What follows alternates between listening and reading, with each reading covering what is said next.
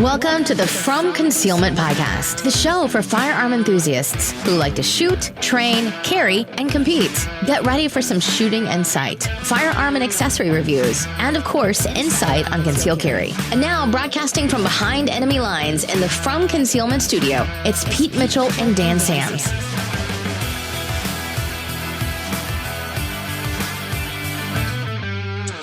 Hey, Freedom Nation, this is Pete Mitchell.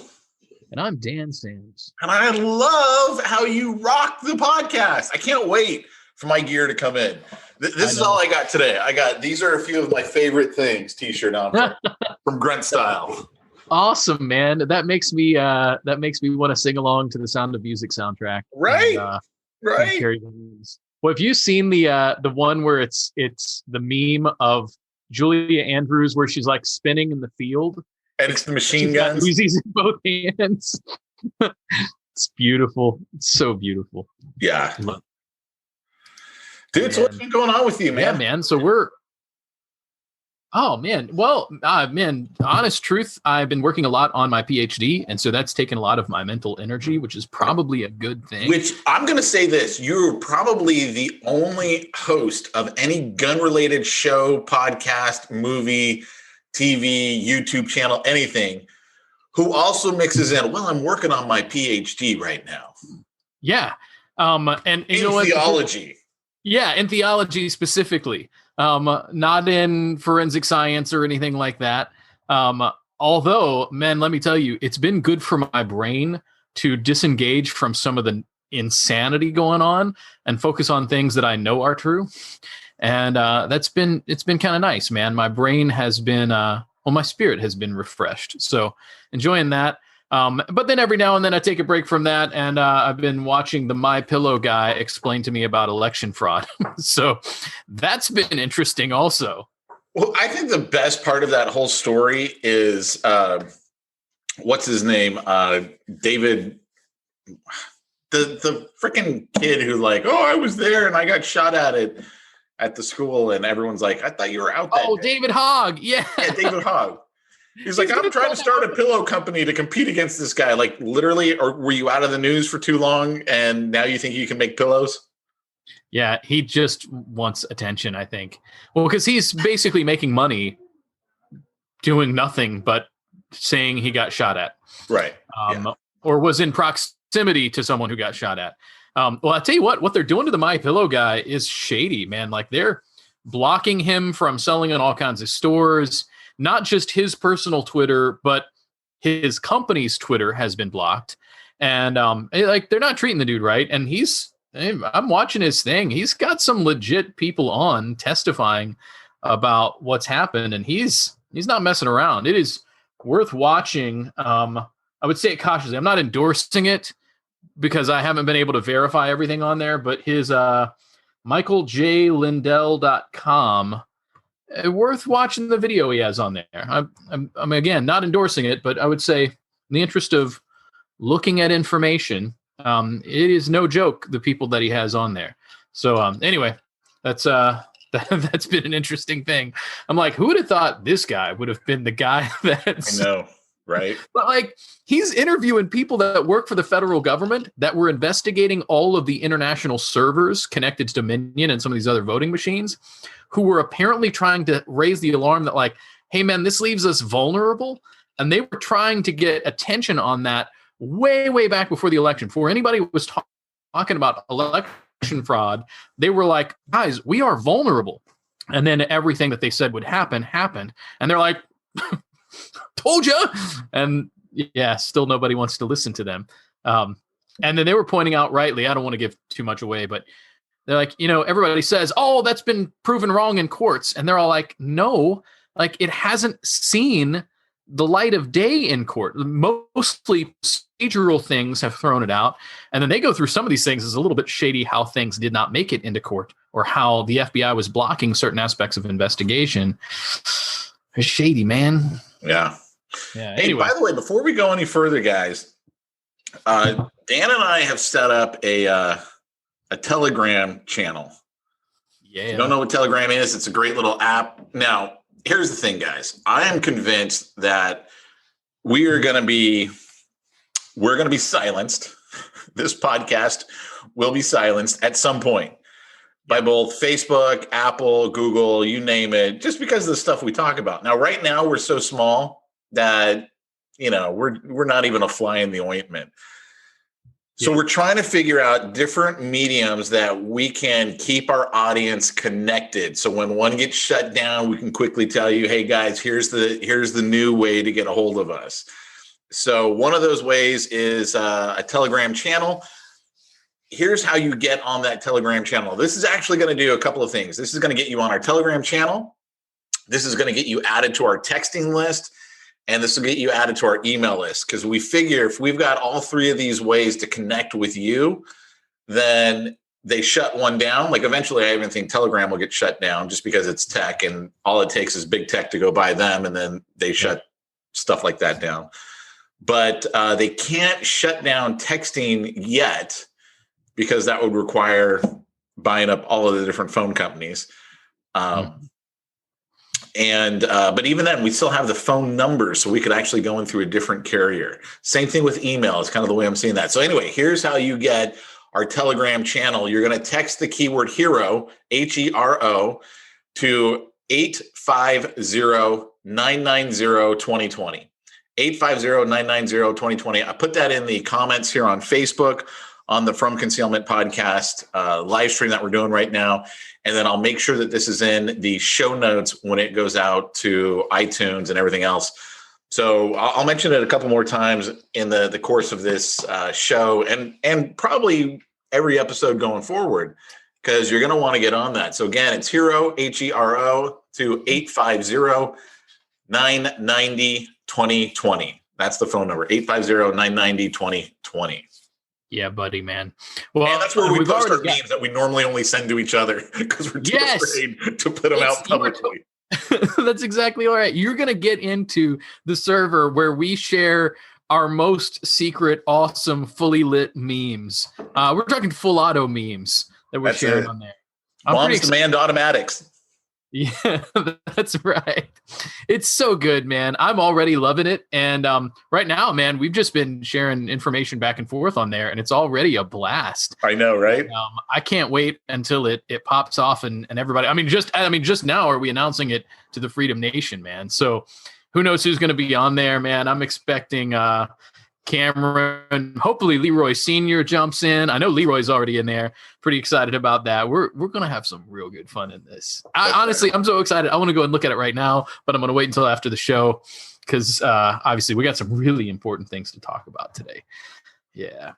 So why don't you hit us up with some of those important things? Yeah, well, I think we've talked about this a little bit. I think we just need to draw some attention to what's happening with HR 127. Now, I'm gonna point out from the beginning, I don't think. Now, there's a whole lot of things that I didn't think would happen that happened, but I don't think that this bill is going to make it through. So let's not go full alarm freak out. But I would say this bill theoretically could get pushed through, even if it's unlikely. If it does, hopefully we'll have the courts fighting for us. But we already know that there's some issues going on with the courts, and, Biden wants to, quote unquote, reform the Supreme Court. We just need to pay attention that things are shuffling around in such a way that could be very bad for gun owners. Again, I don't think this is going to go through right now, but this bill gives us a picture of what the left wants to do to us. And I think that should be sobering enough to look at a few of the things that they have built in here and think very clearly. I'm going to say this with the utmost caution and concern, and also hypothetically in Minecraft, but this is the language of our enemy. Someone who wants to do what they're proposing in this bill is someone who hates you. And I say that meaningfully, but essentially they want to create a searchable gun registry for every gun owner in the United States. And every gun. That means guns that were around before they started tracking. Yeah. That means your parents die and hand you down some guns, private party transfers, ghost guns, 80%ers, everything. Everything. in addition, they want to require you to petition an attorney general in order to get a license, quote unquote, to even possess a firearm or ammunition. And in that process, they want to do psychological evaluations. They want to interview your family members, including potentially ex-wives. Fortunately, Pete and I will be safe from that. And ex-husbands, I may not be safe from that. Oh, wait. Right. So that was for the Telegraph people. No, never mind. Forget it. That's right. So they want to require you to get $800 a year of firearm insurance. Think about that. Like that's a chunk for your average guy. You got somebody that's making $25K a year, $800 a year might be a deal breaker for them being able to own. And then what happens if you can't afford it the next year? We're going to confiscate your guns. Screwed. Exactly. You're screwed. Well, then some of the things that FPC has been pointing out is that in some ways it might actually be impossible to retroactively comply.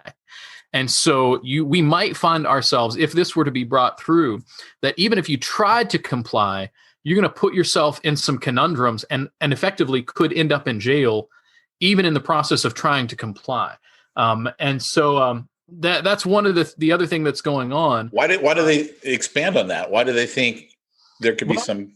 I'm trying to work through that, but I think they're assuming that related to the passing of ammunition, I'm guessing, or potentially some former, like I gave my gun to my cousin, who then gave it to his buddy at the gun range in a trade for a shotgun or a case of beer or whatever, right?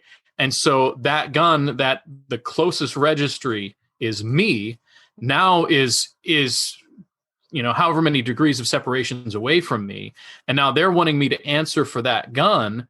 And now I'm trying to get everything legal, but I can't. Their concern is that could come back on you, or theoretically, I buy some ammo and I share with a buddy at the range, and I get in trouble for that. I think their understanding is that in the accidental, once you're registered and you're in this list, that there's all these accidental things that could happen, or there's the gun you forgot to put in the registry that you have, and you find out later. I'm not 100% sure what they're thinking there, but that's their big concern. One of the things that FBC has mentioned is that you're going to find out that you can't comply with this. And let me put this into perspective for you guys who are not in California. This 100% has happened in California. Yeah. As an example, as we've talked about on the podcast, we mentioned that in California, you now have to register your 80%ers before you build them. Yeah. And there was this window where if you had already built it, you needed to get it registered. Well, there are videos. You can search us on YouTube. There are videos of the police coming to confiscate AR pistols that were built legally by people in California who then tried to register them, but they used the excuse, oh, well, there's no AR pistol on the California roster, right? We've got this roster of guns that we're legally allowed to buy from a dealer.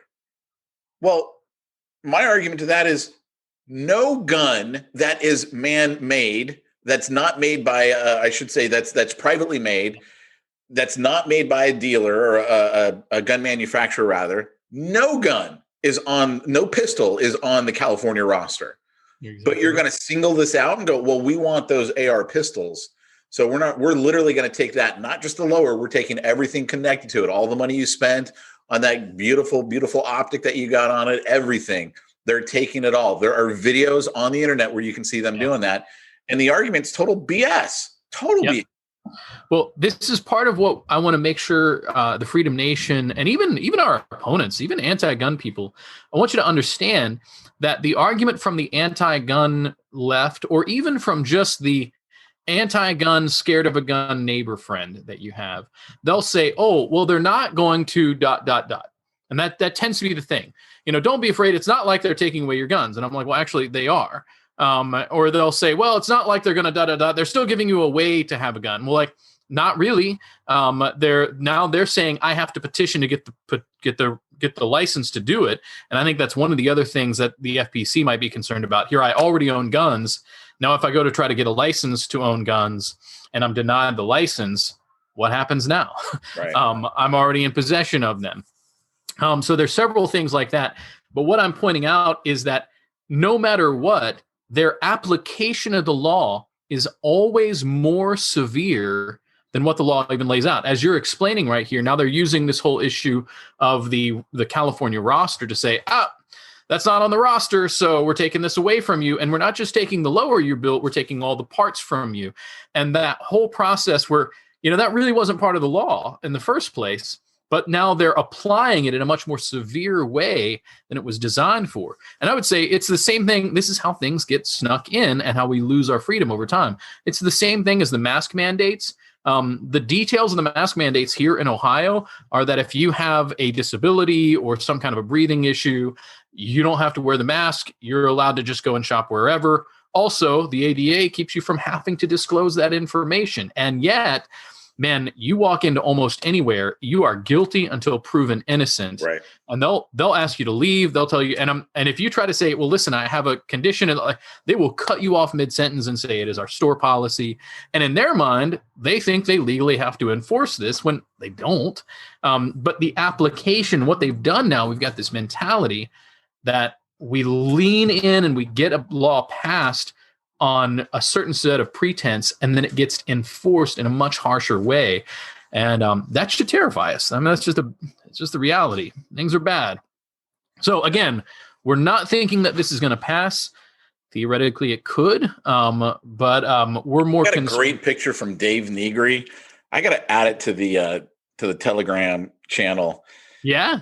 It was this picture of the coronavirus, and it was like a cyclone fence, right? And the coronavirus is really small. It's like, oh no, you got a mask. And then, oh no, you got a double mask. And there's like two, oh no, you got triple mask. And it's like, because it's so small. It's like, I don't care how many masks you got. I'm getting through there. It was so great. No problem at all. Yeah. So we're just, I think it's worth just paying attention. And I think honestly that the gun community, we've leaned in too much and been too nice. And so it's like the bump stock ban. How many people said, well, but I don't need a bump stock. Bump stocks are stupid. And I'm like, you don't understand. There's a precedence that's being set with this. Yeah, bump stocks are dumb. They're a waste and they're not that good. But a precedent has been set. And it's honestly been that precedent that has been used and how many other executive orders that are negatively affecting us now. And so Nevada to make ARs illegal by a judge out there. So we're in some serious thing. Now, again, I don't think this is going to be passed, but man, this tells you everything they want to do. And we're talking about one of these things on here. There's currently no grandfathering for standard capacity magazines. So imagine you thought you get rid of all your standard capacity, which please don't do that. But let's say you think you've done that. And then all of a sudden, whoops, in a range bag, you find this thing. You're screwed. It is straight to jail. Like you can go to jail under this bill for accidentally having a standard capacity magazine. Meanwhile, they get to have them all. Exactly. They're not taking them away from the police. Yeah. On any circumstance. And then, as we've always said, you need to buy yourself a 458 SOCOM upper. And now that standard capacity magazine only holds, 9 rounds? Yep. So, Yeah. Well, just pointing all this out, we're looking at right now the fines and prison time that they're built into this. If you possess a gun or ammo without a license under this HB 127, it's 15 to 25 years in prison, plus $75,000 to $150,000 fine. Or it could be one or the other. Likely it's both. Same thing, a bad transfer, 10 to 15 years in prison. If you give guns or ammo to an unlicensed person, 5 to 10 years. They're not playing around. They're serious. They want you, if they can pass this, they're going to put people like Pete and I away for effectively the next 20 years of our lives, quarter of a century. Anyway, all that said, it's bad. Go and keep up with Firearms Policy Coalition. Watch what they're doing. They're fighting it as best they can. Hopefully it doesn't pass, but if it does, I think we're gonna need to talk to the Freedom Nation on Telegram about how we need to respond to that. So anyway, I just want to make sure everybody's aware of what's going on with 127. Yeah, no, it's man. I can't believe what we've allowed this country to come to. Yeah. Yeah. I remember having this argument on Facebook, which is a stupid place to have an argument, but let's face it, I have them there all the time. So who am I kidding? This idiot guy who considers himself a Christian conservative, though. I don't know if he's Christian or not. I know his family. I know his brother quite well. And anyway, that's beside the point. But I remember him saying, well, I agree with actually most of California's laws. What? My 9mm is perfect for home defense. And I'm like, okay, so now you're taking your judgment of what you find good for your defense, and then you're making that as the standard that needs to be held to everyone across the entire state, all 40 million people. Because your 9mm is good enough for you, that should be good enough for everyone else. That's ridiculous. Each person needs to be able to decide for themselves, how are they going to protect their family? Whether that's, hey, I'm going to, be great at martial arts, or I'm going to use this butcher knife, or I'm going to use a Gatling gun. It's their choice on how they want to protect their family, not yours. Yep. Oh, man. Well, and that's the other thing, not just your choice individually as just a person, which that is ultimately you have that choice, but also there are different settings and different needs. Like there are times where, sure, a pistol is great, but other times, man, I would much rather somebody have a shotgun, and plenty of times in which, honestly, if it's my wife or one of my kids, I'd like them to have a gun that manages recoil really well. And I'd love for them to have an AR pistol as the defensive weapon. That personally, if I could have that in California, that would be my go-to, because, you can't basically, in California, you can't have an SBR. I mean, you can't. We don't get NFA items at all, which is unconstitutional in and of itself. We don't get them. Yep. There's no one here to fight for it, so that's just the way it is. But an AR pistol would be perfect, right? I mean, to me, I would prefer that over a shotgun, because a shotgun is so freaking long. Unless I'm using a pistol grip, in which case, I mean, you ever tried to fire a pistol grip shotgun? It's like you're not managing the recoil at all with that sucker. I mean, it's just not happening. I would say I have done it, but it means you have to shoot from the hip. And so you can deal with the recoil, but it's not exactly like you're aiming and staying on point at all. Which in your house, when you've got kids, is that really the way to protect your family? I'm not aiming, I'm shooting from the hip. Yeah. Yeah. Well, and the value of a pistol grip is it's a breaching tool. So see, that's my point. I'm like, not if I have an AR pistol. For home. I got an AR pistol and 300 Blackout. I can easily get around corners. Forget about hearing. I mean, you're not going to hear anything for about a week and a half after you have to use that at your house. But you're probably still going to be alive, and so is everyone you love, which is kind of what we're after. Yep, I'm with you, man. That's and again, I don't want some politician deciding what gun I should have, and I don't want some clown trying to tell me that his best gun for him should be the best gun for everybody. By the way, this guy calls himself conservative. That's ridiculous. Yeah, well, man. Yeah, I also think he's a raging alcoholic, because when I see him posting on Facebook, I'm like, I'm pretty sure you're drunk typing right now. Like, I know you've had an alcohol problem in the past, and I'm pretty sure you're finding things funny that only an alcoholic would find funny, like someone who's currently intoxicated. So anyway, that's just my own. So he's exactly who we want to speak for conservatives. Right. Man. Right. I mean, anyway, I don't want to get off on that. I had to unfriend him because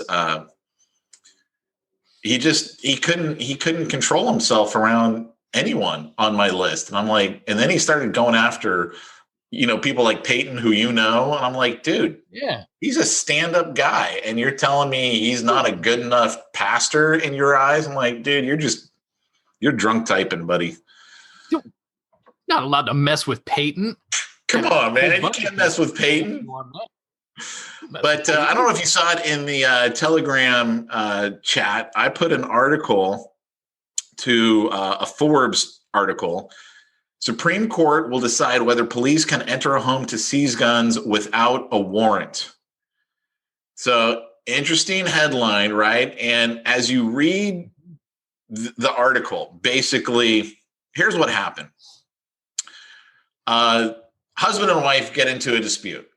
Husband, in the heat of the moment, takes an unloaded firearm, slams it on the table, and is like, you really want to go there, or something like that, right? And he's being 100% stupid, 100%, right? Like, I don't care. The gun's empty. You don't freaking mess with guns like that. They are not there to put an exclamation point on the end of your sentence. Yeah. Especially in a domestic situation, whatever. So, what kind of a turd does that, by the way? That's wicked. So I'm not defending his actions. However, I'm with you. I'm 100%. Yeah. So he gets I think he gets arrested. He's in the cop car. Maybe they've already taken him away. You'll have to forgive me, guys. It's been a couple days since I read the article. Like I said, it's in the Telegram chat or channel. If you don't have that yet, text the keyword HERO, HERO, to 850-990-2020. You can get the whole article right from Forbes. It's right in there. And so they go back to the wife and say, oh, well, he gave us permission to go take his firearms, and he had to. They lied. He didn't give him permission.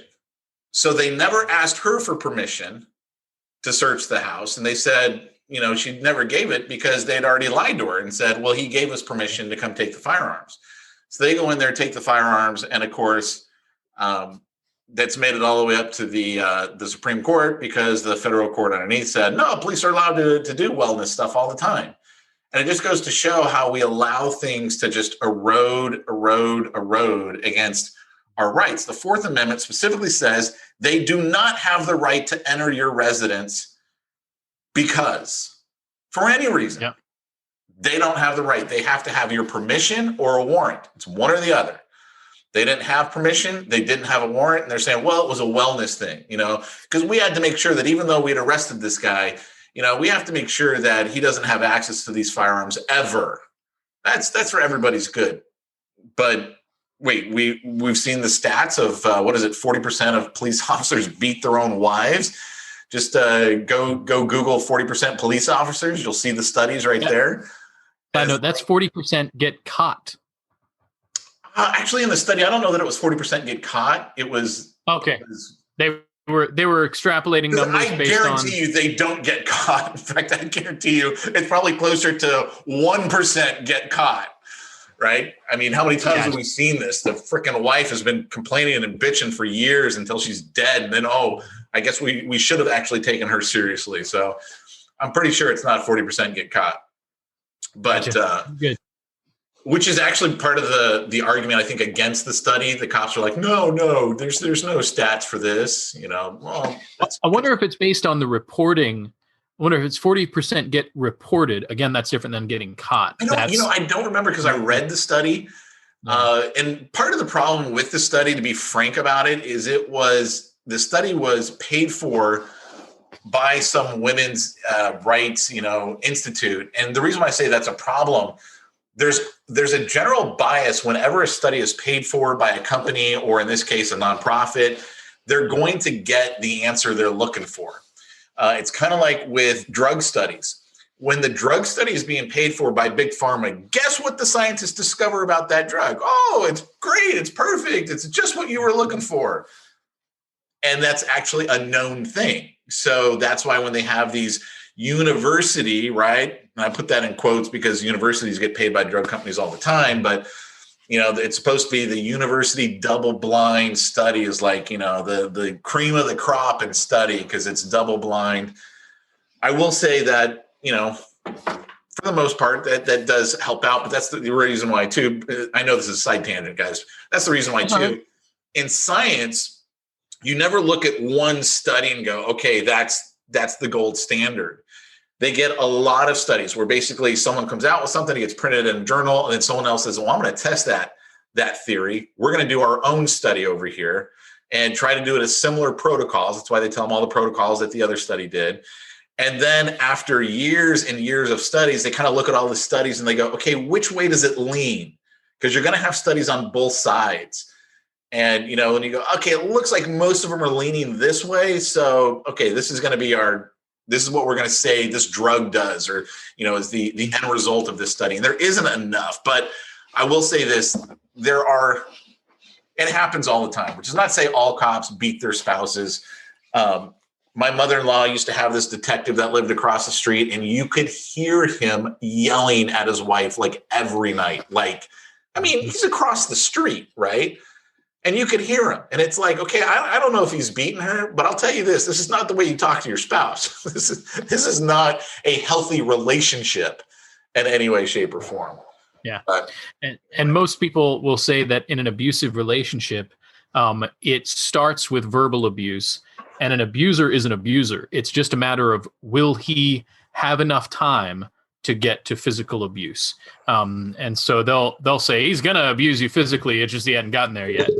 So, hey, right, what's up? My dog is like, I'm like, I don't know how this is looking on Facebook. It looks like I'm like rubbing myself. I'm like, I need everyone to know there's a dog right here. This is fun. It's all right. I didn't notice. You're totally good. Okay. All right. Wasn't sure there. So we were we kind of got on a rabbit trail related to abuses, related to HR 127, related to the Supreme Court kind of ruling. Do you remember, like, have they gotten to a ruling on this whole, are they allowed to enter a house without a warrant yet? Which, by the way, is a crazy question. Court. I don't know if the Supreme Court, I think the article started out by saying that they're going to hear arguments like this week on it. So, I mean, that would be good. Yeah, that's one to be watching. Because that just came out, like, well, that looks like Thursday or Friday. Right. So, by the way, the fact that some of these things are even getting to there, where it's like, okay, we need to figure out whether or not it's constitutional to violate the Fourth Amendment. I mean, it should be pretty obvious. Like, they can't come in without a warrant. Done. Like, that should be really simple. The fact that this is even being questioned should cause us for some concern. But yeah, think about it. It's not just that, but it's already made it through federal courts who have said, no, this is totally cool. It's totally cool for the police to lie to someone and therefore use that lie to enter their house and take their property. They said that's totally cool. That's exigent circumstances. That's acceptable. How many courts that had to go through? And so this is so the case is Caniglia versus Strom. Am I getting that right? Am I saying it right? Sure. Yeah. Anyway, crazy times. We and you know what? This is something else I want to point out. We both already agree that this guy's probably a fool and not someone that we want to be the face of our freedom rights.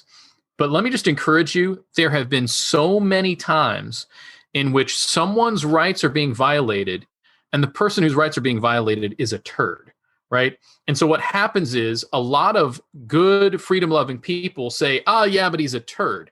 And I'm like, yeah. By the way, his line when he put the gun on the table, he put an unloaded gun on the table and said, shoot me now and get it over with. So he wasn't threatening her. Oh. He was telling her, just kill me now. He was being melodramatic. Oh, so interesting. He means he's an idiot, not a turd. He was a complete idiot. So there's a difference. A non-emergency number for the police to come. So she doesn't call 911. She calls the regular, 10-digit phone number. Yeah. Yeah. So this actually changes it a little bit. It's still he's being a fool. Oh, here's the deal. They convinced. So he wasn't arrested. Sorry, guys. It's been a few days since I read this, right? You're good. They convinced him to take an ambulance to the local hospital for evaluation. That's what the cops did. So he's out of the scene, not arrested. The police did not accompany him, so they obviously didn't see him as a danger to himself or to others, at least enough for them to be there. While he was on his way to the hospital, Mrs. Caniglia, told the police that her husband kept 2 handguns in the home. The police decided to search his home for the guns without obtaining a warrant.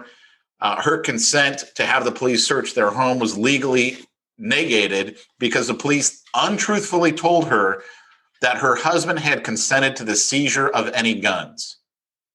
So they freaking totally lied to steal property. They lied to steal property.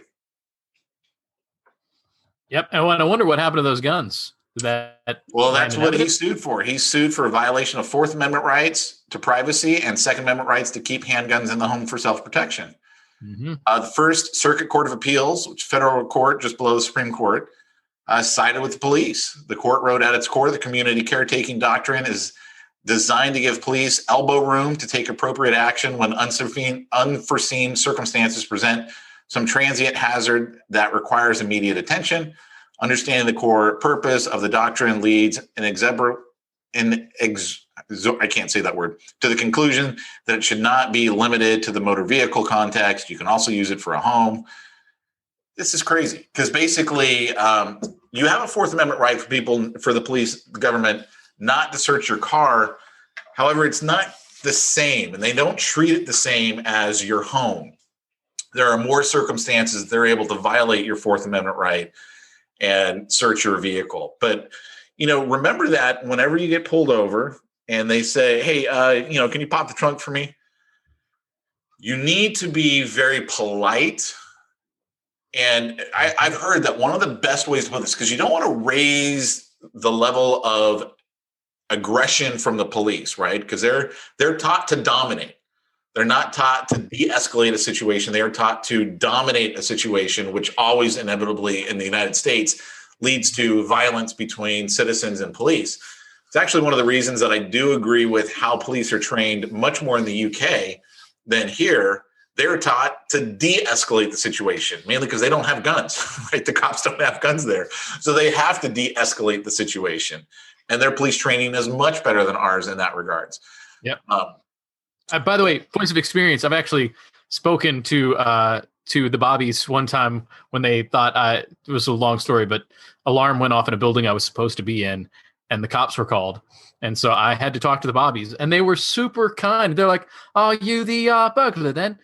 And I'm like, "No, I'm supposed to be here." They're like, "Okay, sir," and just went on their way. I mean, if I was a robber, I would have been fine, but they're very kind. Hilarious, man. That's so hilarious. They're like, it's a church. What is he? It wasn't. I was there. I was there teaching mobile forensics to the London Met Police, interestingly enough, but not in one of their buildings. It was in the company that I was there contracted with. It was in their building, which is right there in Westminster, in a pretty nice area. So I just made sure to come to the door with a book in hand so that it was clear that I'm about to be teaching this class. And I also knew that it was the second day in for the class. And so I could have called some of the Bobbies that I had, eventually they'd have been there and they'd been like, this is our professor. And so anyway, yeah, they were super nice. And you're exactly right. Right. So here's what you say. Hey, can you pop open the truck? We just want to take a quick look in it. Hey, look, you know what? I got nothing to hide, but I respect my privacy. And so I'm not going to open the trunk. I value my privacy. Yeah. And so when you're just very polite about it, but when you're like, I'm not going to open up the trunk for you, pig. You're now escalating. They're taught to dominate. So they're going to come back on you. And I guarantee you're not getting out of there without trouble. It's just not going to happen. Well, if you're like, look, I value my privacy. I got nothing to hide, but I value my privacy. So no, I'm not going to open the trunk for you. That's the perfect line, by the way. Like, officer, I have nothing to hide from you, but I really value my privacy.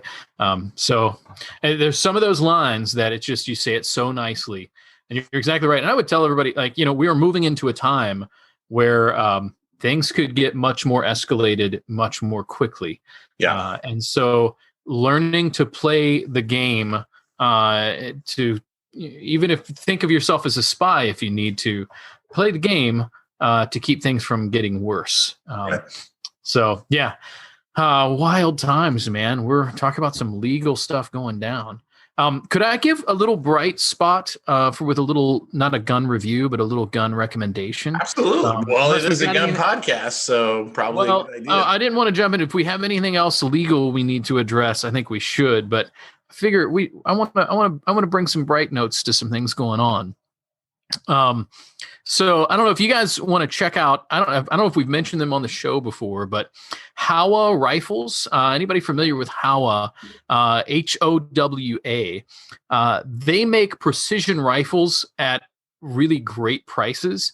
And so a lot of times just solid bolt action. They guarantee sub MOA rifles at 100 yards. And which might not seem like amazing, but when you're talking sub MOA at 100 yards, for guns that are consistently under $500, so you can get a really high quality gun for a really great price. Just an interesting thing. Last year I think at SHOT Show, they were announcing Howa is releasing this carbon fiber stalker rifle. Really, really interesting. It weighs 4 pounds, 10 ounces. That's not including the scope. I've got a Stockies stock on it, multiple caliber options for this thing, and they haven't released any info on the price yet, so it's unknown yet. But if it's like most of their guns, we're still going to be in the $500 range. Just really interesting. They're taking their solid precision builds of guns. I mean, they make a big deal out of. They're like, we guarantee that sub MOA. So when you take that into account, you've got the price, you've got the lightweight, plus it just looks stinking cool. I'm keeping my eye on this Howa carbon fiber stalker rifle. So as you're checking out Howa, and actually Howa is just a great underrated gun. If you are looking for a nice bolt action, either hunting rifle or your long range targeting gun, check out some Howas, you guys. And especially I think they've made just enough of a footprint that now they're starting to expand into some creativity there. Again, just making a standard solid gun, but for a great price. And I think as they've gotten their little market share in, they're getting a little creative. So check them out. Anything else, Pete, that we should mention? Cool guns otherwise? No, I think we're good. I would just encourage everyone to, go take some training, get some professional training in this next couple of weeks, and go fire out that CCW gun that you're using, or your whatever you guys call your CCWs wherever you live, your concealed weapon, your everyday carry. Go get some practice on it. Yeah, definitely, man. And then I'll encourage everybody, of course, check out learms.net for some of our training, some exciting things happening there. And then kids, get out and do some dry fire practice. Practice your from concealment pulling. I feel like we're into that cold time of year where hardly anybody wants to go outside to shoot.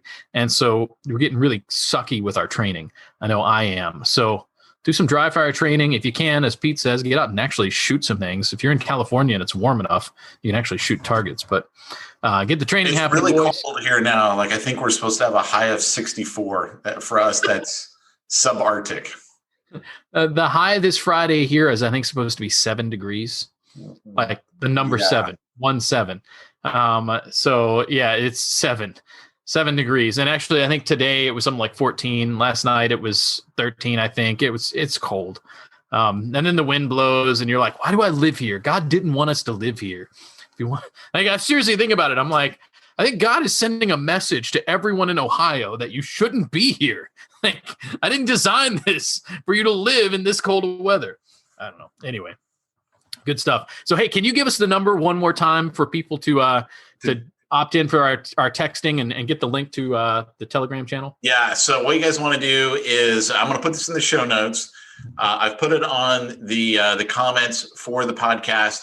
You're going to text the keyword hero. So just the word hero, HERO. You're going to text it to 850-990-2020. So 850 is like a Florida area code.